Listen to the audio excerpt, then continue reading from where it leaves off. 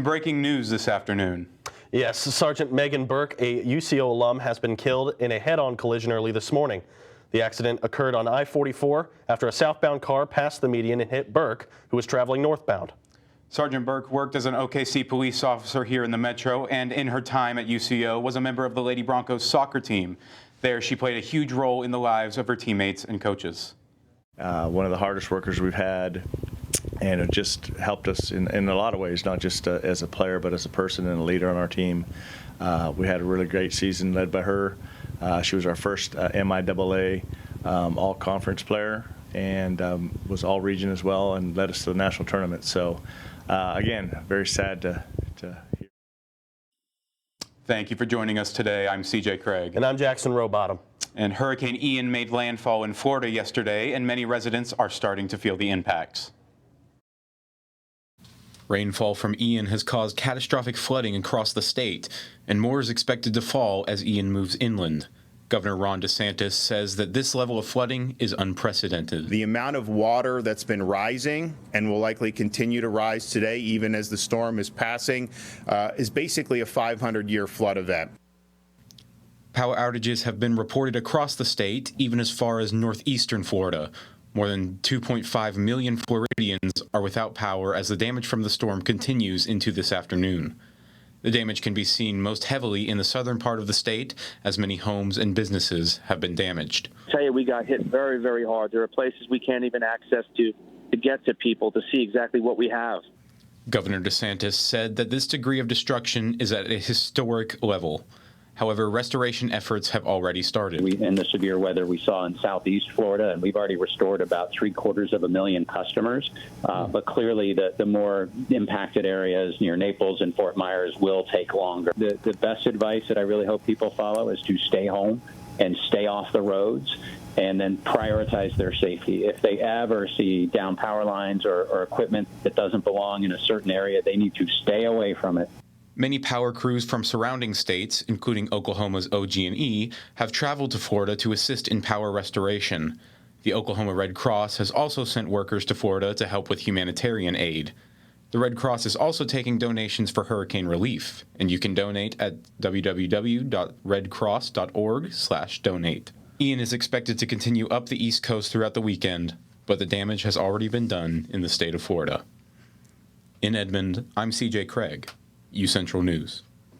Thank you very much. And as we have seen, it has made its way through Florida, but it is also by no means done just yet. And Ian will be making its way along the East Coast for just a little while longer, albeit not quite at the damaging speeds and force that it hit Florida with. The storm will pick up speed one more time as it cuts across South Carolina before slowly beginning to disappear after it hits North Carolina and the southeast corner of Virginia. And important news from Ukraine today. According to the Associated Press, Russia will annex part of Ukraine. Я в вашем распоряжении. Думаю, что нет необходимости вступительные слова какие-то. Russian President Vladimir Putin is expected to speak at a ceremony to mark the annexation of 4 Ukrainian territories into Russia. The territories are Luhansk, Donetsk, Kherson, and Zaporizhzhia. And the annexation resulted from referendums in which voters supposedly agreed to live under Russian rule. According to AP News, Ukrainian and Western officials said the referendums were illegal, forced, and rigged. Ukrainians promised to retake the annexed land, and Russia pledges to defend what it sees as its territory now that the referendums have passed. Based on Putin's statements last week, such a defense could include nuclear weapons. And UN Secretary General Antonio Guterres said the move violated the UN Charter, that it was a dangerous escalation, and that it must not be accepted. Well, tomorrow is the last day of September, which means October is right around the corner. And October is also known as Cybersecurity Month. And our own Mari Blair talks about what exactly that means. Mari? Dr. Mark McCoy is a professor who teaches at UCO's Forensic Sciences Institute. We asked him about the importance of Cybersecurity Month at UCO. So cybersecurity, for the cybersecurity professional, usually the weakest link in protecting computer networks and devices are people.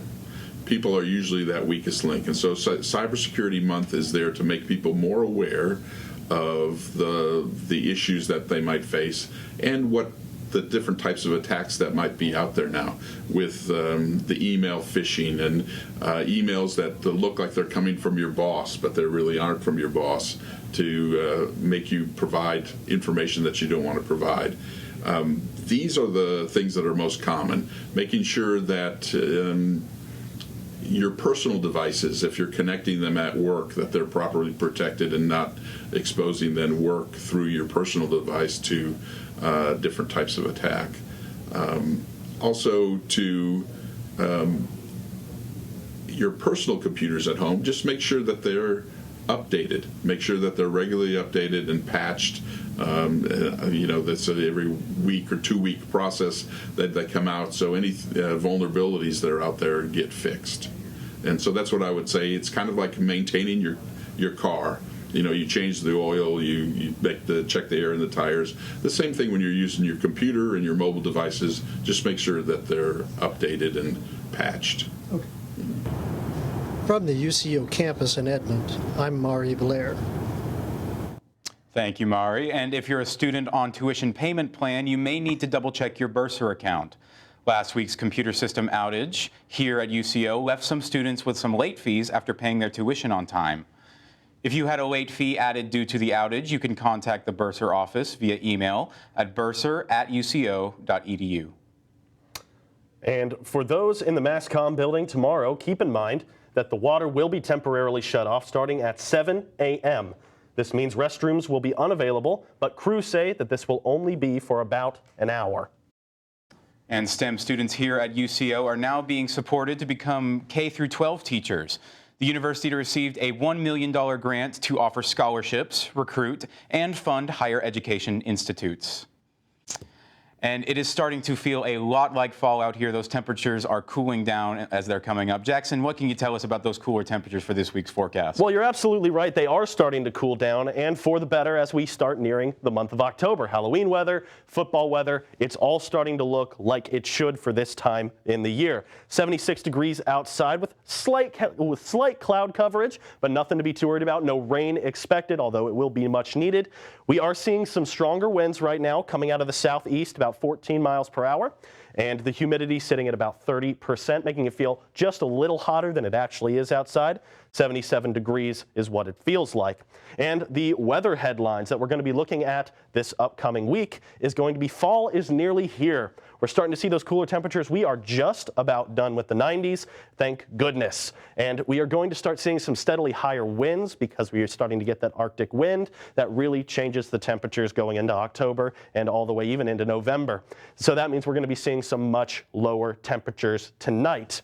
And so current conditions, we'll talk about this a little bit later as well. 90 up in Guyman, 71 here in Oklahoma City, and then everywhere in between for the state of Oklahoma. The further west, 86, 83, 82, 87 for Woodward, Clinton, Lawton, and Altus. And then the further east you go, the more 70s you're going to be seeing. 77 for Tulsa, Miami, and Idabel, 78 for Ponca City, and 79 for McAllister. We'll give you a full weather report a little bit later on in the show, but for now, I'm going to toss it back to CJ at the desk. Thank you, Jackson. And it's that time of year again. UCO is still taking appointments for flu and COVID vaccines from 8 to 4 p.m., September through the end of this month. Vaccinations are completely free for students, faculty, and staff. Participants are required to wear a mask at the clinic, which will be set up at the Wellness Center. And cooler temperatures definitely are on the horizon. That's right, and I'm going to have our full fall forecast right after this. Stay tuned, don't go anywhere.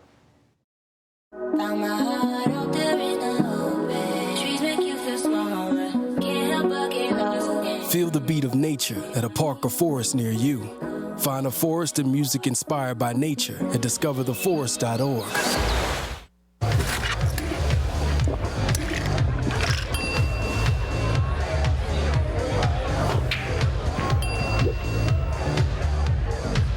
If you need to do something to feel okay to drive, you're not okay to drive. Don't drive buzzed.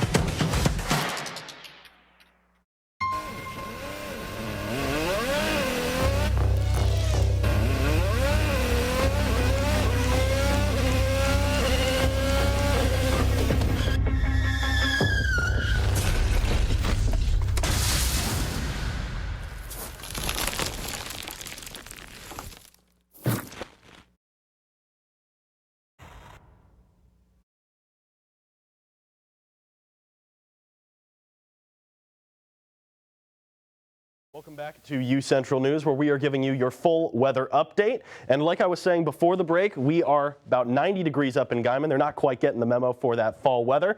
86 in Woodward, 83 in Clinton, 79 up in Enid, Lawton at 82, Altus at 87. So the further west we are in the state, the hotter it is going to be for you right now. We are sitting at about 71 in Oklahoma City, a little bit of a cool breeze coming down into our neck of the woods. Enid up here at 79, as I stated, 77 down here in Ardmore, and Tulsa, Miami, Idabel as well. McAllister sitting there at about 79.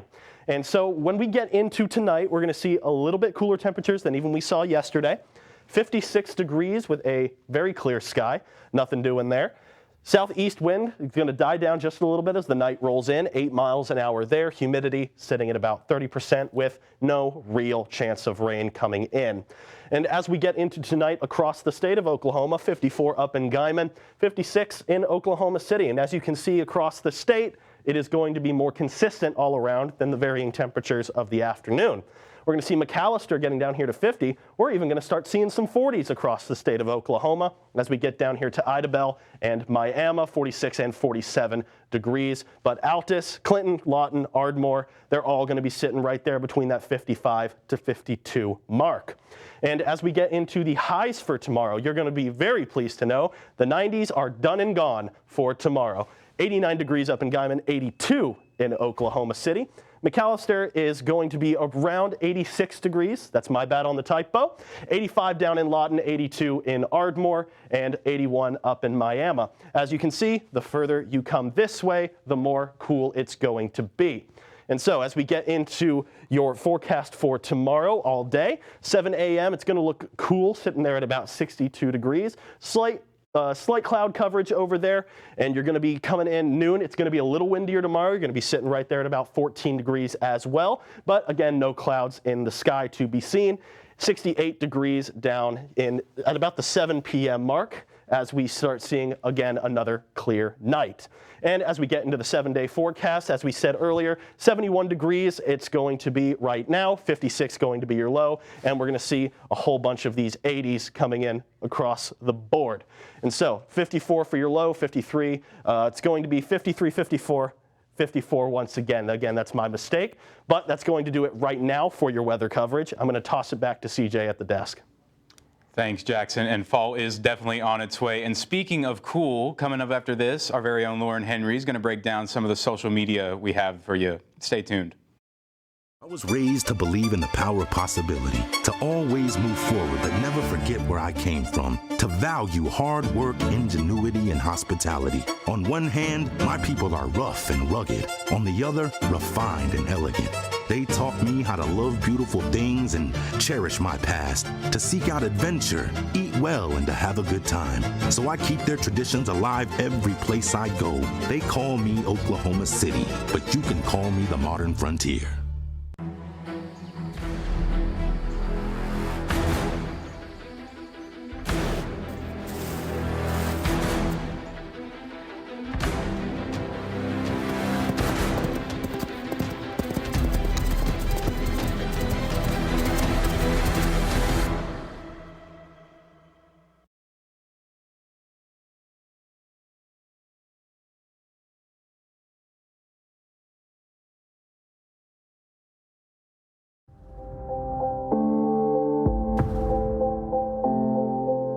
UCentral News as a whole, you got to be in those different areas, like being on camera, being off camera, being in the control room. And so I feel like that is what prepared me most about being in the workplace. UCentral and the mass comm department has provided me all the tools and the fundamentals that are needed in order to thrive well and thrive fast at my job.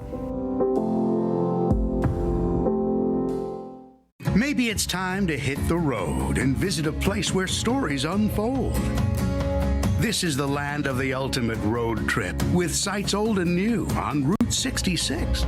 There's fun to be had, so much to do, and a few new surprises before you get through. Oklahoma has the most miles to share of Route 66. It's really quite rare. TravelOK.com will show you the way. Come see for yourself this iconic highway.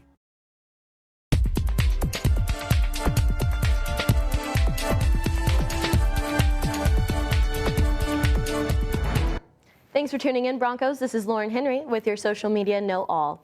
A sad discovery was made yesterday evening. The rapper and musician Coolio has died at age 59. Paramedics and firefighters responded to a call reporting a medical emergency at a Los Angeles home where they found the rapper unresponsive. Details of the death have not yet been released. Coolio was known for his hits like Gangster's Paradise, Fantastic Voyage, and Too Hot. In other music news, Slipknot will release their new album, The End So Far, this Friday. The popular metal band's last album was released back in 2019, and the new album will feature 17 songs, 3 of which are available for streaming now on Apple Music. And a fan favorite is returning to the big screen. Ryan Reynolds recently took to Twitter to announce the return of Hugh Jackman as Wolverine in the new Deadpool movie. It's just completely empty up here. And terrifying. But we did have one idea. Hey, Hugh, you want to play Wolverine one more time? Yeah, sure, Ryan. Jackman last played Wolverine in 2017 in the movie Logan. Deadpool is set to release in 2024, and fans are eager to see Jackman back in his popular role. Marvel's Blade, starring Oscar winner Mahershala Ali, is set to arrive in theaters on November 3rd, 2023, and the director, Bassem Tariq, has decided to step down from his role. Marvel said in a statement to The Hollywood Reporter that due to shifts in our production schedule, Bassem is no longer moving forward as the director of Blade, but will remain an executive producer on the film. And speaking of upcoming movies, the new horror movie Smile will hit theaters tonight. Directed by Parker Finn and starring Sosie Bacon, this movie follows a doctor who starts experiencing unexplainable occurrences and is haunted by images of frightening, smiling faces. As a promotional stunt, creepy smilers were even placed at a baseball game to draw in more viewers for the movie's release. And keep your eye out, because Netflix has announced the continuation of its successful series, Squid Game. The South Korean show follows contestants trying to win a cash prize, but the stakes are deadly. The show has been renewed for season 2, but Netflix has not released the date that it will be available for streaming. And tomorrow is the day many of you have been waiting for. The sequel to Hocus Pocus hits Disney+, and fans will be able to enjoy it for the Halloween season. The 3 Sanderson sisters last hit the big screen in 1993. The movie will star Sarah Jessica Parker, Bette Midler, and Kathy Najimy, the original actresses who played the witches in the first movie. So grab some popcorn and enjoy this modern take of this Halloween classic. I know that I have big plans for this Friday, and it all involves Hocus Pocus. That's all I have for you guys in social media. Back to you at the desk. Thank you very much, Lauren. We know it was all bleach, bleach, bleach on Tuesday for the anime segment, but today we've got a few more reality shows coming in, and I'm kind of excited for what's coming down the pipe. Very excited. A lot of great shows and movies are coming out in the foreseeable future. And next up, Patrick recaps the sports for this week. He's going to give you a full rundown of the sports coming up right after this. Don't go anywhere.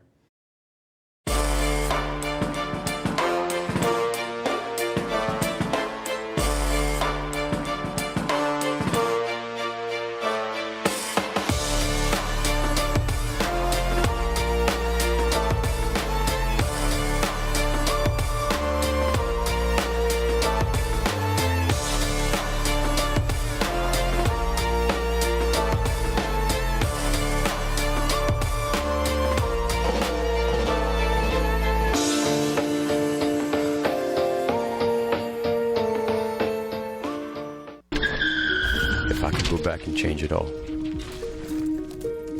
I would. I think I'm gonna miss you the most. I'm sorry. I'm so sorry. I'm so sorry. Or maybe it's just the little moments. If I could go back and change it all, if I could go back, I would. But I can't.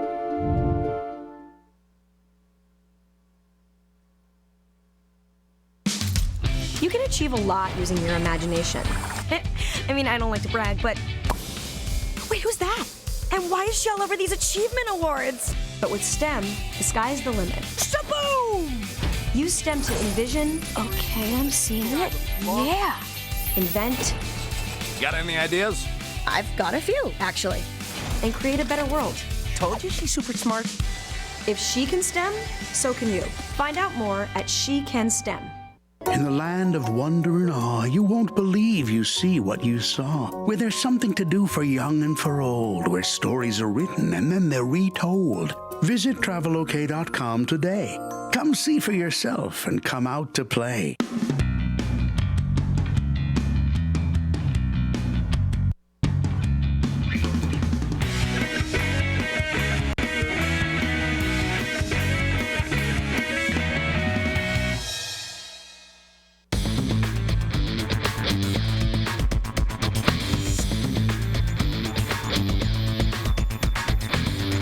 Welcome back, Broncos fans. I'm Patrick Talbot, and today is your Thursday Sports Update. UCO Broncos are on the road this weekend against Lincoln University after last weekend's upset over the number 2 ranked Northwest Missouri State Bearcats. Broncos are 2-2 on the year and still looking for that first road win, though. Head coach Adam Dorrell wants to make sure his guys are not over-prepared on this road trip. I think it starts during the week. I think you have to be smart on your preparation and not over-prepare because you're going to spend a day on the road. And UCO's success on offense comes from quarterback Stephon Brown, who took big steps in last week's game. Coach Dorrell says they'll need that to continue in order to win on the road. But the best thing that's helping us right now, and hopefully we can grow on, is I really feel like Steph Brown took a big step forward Saturday. He hung in the pocket. He completed a couple down the field passes, which we really challenged him on. The Broncos now take on the 0-4 Blue Tigers Saturday, kickoff at 2 p.m. And taking a look at some of the high school football games around the state of Oklahoma tomorrow night, Southmore Sabercats travel to Bixby to take on the Spartans, the best team in 6A and the best team in the state, period. Gage Gundy and the Stillwater Pioneers travel to Tulsa to take on the Booker T. Washington Hornets, and McAllister Buffaloes travel to Dell City to take on the Eagles. Both teams are 4-0 on the season. The game of the week, however, takes us to Mustang as the Broncos will host the Owasso Rams in a battle between Blankenships. And the Guthrie Blue Jays travel to Piedmont to take on the Wildcats. Tons of other good football games around the state tomorrow night, and the weather should be perfect. Get out there and enjoy some high school football. To the NFL now, where Miami Dolphins are on the road tonight against the Cincinnati Bengals. Quarterback for the Dolphins, Tua Tagovailoa, is expected to play despite a sore back and ankle limiting him during the practice this week. Tagovailoa also took a shot in last week's matchup with the Bills, so we'll see if there are any setbacks that prevent him from playing unhindered in tonight's matchup. The Bengals rebounded after an 0-2 start with a 27-12 victory over the Jets last weekend, and it's a matchup of great wide receivers tonight as Jalen Waddle and Tyreek Hill for Miami go up against T. Higgins and Jamar Chase for the Bengals. If Tua is healthy, look for tonight to be a high-scoring matchup. I got the Bengals winning it by 6, 27-21. And now as Tropical Storm Ian continues to move through Florida and north, professional sports leagues are setting up contingencies to ensure games are played in the safest possible way for players. Tampa Bay Buccaneers are set to host the Kansas City Chiefs on Sunday Night Football, but depending on the damage, that game might be moved. The NFL announced U.S. Bank Stadium in Minnesota will be the contingency site for Sunday night's game. And the MLB is in a wait-and-see pattern right now as they will determine if they need to move this weekend's pivotal series between the Mets and Braves in Atlanta. One game separates the Mets and Braves as they are the last two teams fighting for their division. And the 3-2. Drilled deep to left field. This could be it. See ya. He's done it. Number 6. In history in the MLB last night, as you just heard there, New York Yankees outfielder Aaron Judge crushed his 61st home run of the season, tying Roger Maris's American League record. After the game, a special moment between the Yankee slugger and his mom as he gave the ball that was hit over the fence to his mom, who was at the game. Judge and the Yankees returned to New York for a 3-game series with Baltimore and then head to Arlington for a 4-game series with the Rangers, giving Judge 7 games to break Maris's record. And the MLB playoff picture is becoming clearer by the day as all but one of the divisions are clinched. The only thing left to decide are wild card seedings and who gets that NL East division title between the Mets and the Braves. With a week left in the season, time is running out for teams like Baltimore, Milwaukee, and San Francisco to push their way into wild card spots. The picture should become clearer after this weekend, and I'll update the seeds and preview the playoffs next week. Unfortunately, that's all the time I have for sports today. Have a great weekend, Broncos. Let's send it back to the desk. Thanks, Patrick, and don't go anywhere. That's right. We've got one last look at weather right after this. Found my heart out there. Feel the beat of nature at a park or forest near you. Find a forest and music inspired by nature at discovertheforest.org.